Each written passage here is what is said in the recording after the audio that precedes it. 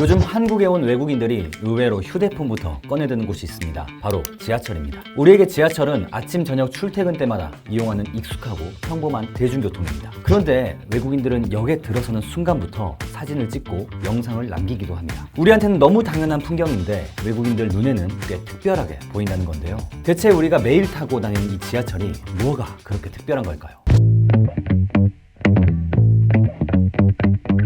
외국인들이 한국 지하철에서 가장 먼저 신기해하는 건 바로 스크린도어입니다. 우리에게는 너무 익숙한 시설이라 특별하게 생각하지 않는 경우가 많습니다. 하지만 해외에서는 지금도 스크린도어가 없는 승강장을 어렵지 않게 찾아볼 수 있습니다. 열차가 들어와도 승객과 선로 사이를 가로막는 시설이 없다 보니 사고 위험도 꾸준히 제기되고 있습니다. 실제로 일부 국가에서는 열차가 들어오는 순간 승객을 선로로 밀어버리는 이른바 서브웨이 푸싱 범죄가 발생하기도 했습니다. 이 때문에 승객들이 혹시 모를 상황에 대비해 벽에 등을 붙인 채 열차를 기다리는 모습이 화제가 되기도 했는데요. 반면 한국에서는 스크린도어가 승강장과 선로를 분리하면서 외국인들에게도 안전한 지하철이라는 인상을 주고 있습니다. 파리 지하철은 많이 노후화가 돼가지고 약간 자동화가 좀 덜 됐어요. 한국에 비해서.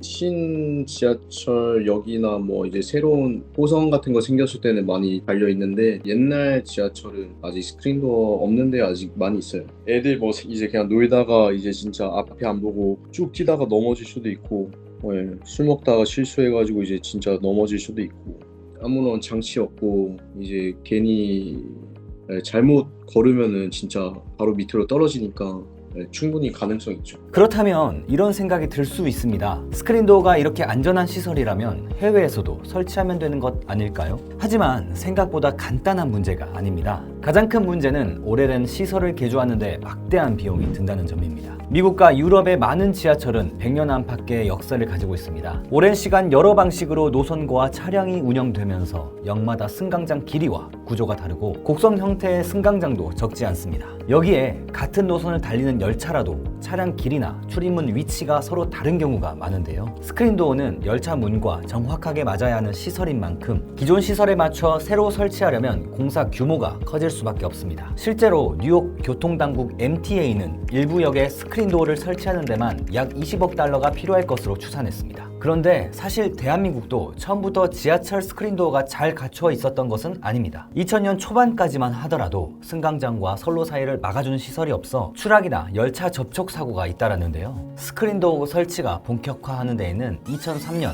서울 회현역에서 발생한 사고가 큰 계기가 됐습니다. 당시 지하철을 기다리던 한 여성 승객이 다른 사람에게 떠밀려 선로로 추락해 숨지는 사고가 발생했습니다. 이 사고를 계기로 지하철 안전시설을 확대해야 한다는 시민들의 목소리가 커졌고 스크린도어 설치도 본격적으로 확대됐습니다. 서울시 자료를 보면 스크린도어 설치 이전인 2001년부터 2009년까지 서울 지하철 사고 사망자는 연평균 37.1명에 달했습니다. 하지만 설치 이후인 2010년부터 2024년까지는 연평균 0.4명으로 크게 줄었고 2025년에는 사망자 0명을 기록했습니다. 지금은 너무 익숙해서 존재를 의식하지 않을 정도지만 스크린도어 하나가 승강장의 안전을 크게 바꿔놓은 셈입니다. 여기에 국내에서 쌓인 스크린도어 기술은 해외로도 이어졌는데요. 말레이시아와 중국, 브라질 등에서도 국내 기업과 기관의 스크린도어 시스템이나 관련 기술이 적용된 사례가 있습니다. 스크린도어가 바꾼 건 승강장의 안전만이 아니었습니다. 생각보다 다양한 효과도 가져왔는데요. 우선 승강장 안으로 유입되는 미세먼지는 약 20% 줄었습니다. 열차가 들어올 때 발생하는 승강장 소음도 7.9% 감소했습니다. 냉방 효율도 높아졌습니다. 승강장과 선로가 분리되면서 냉기가 터널로 빠져나가는 양이 줄었고 이에 따라 전력 비용은 약 30%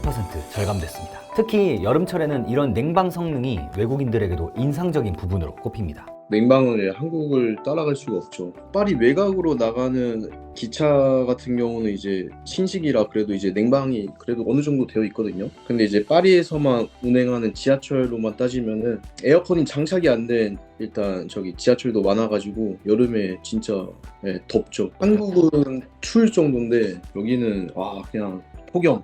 지하철 속에서 폭염. 한국 지하철의 장점은 막상 한국에 있을 때보다 해외에 나가보면 더 잘 보일지도 모르겠습니다. 스크린도어를 시작으로 살펴보니 우리가 당연하게 여겼던 것들 가운데 사실 당연하지 않은 게 꽤 많았는데요. 안전, 소음, 냉방까지 하나씩 비교해보니 생각보다 눈에 띄는 차이가 많았습니다. 외국인들이 한국 지하철을 신기하게 바라보는 이유, 이제는 조금 이해가 되시나요? 지금까지 전남일보 정성현이었습니다.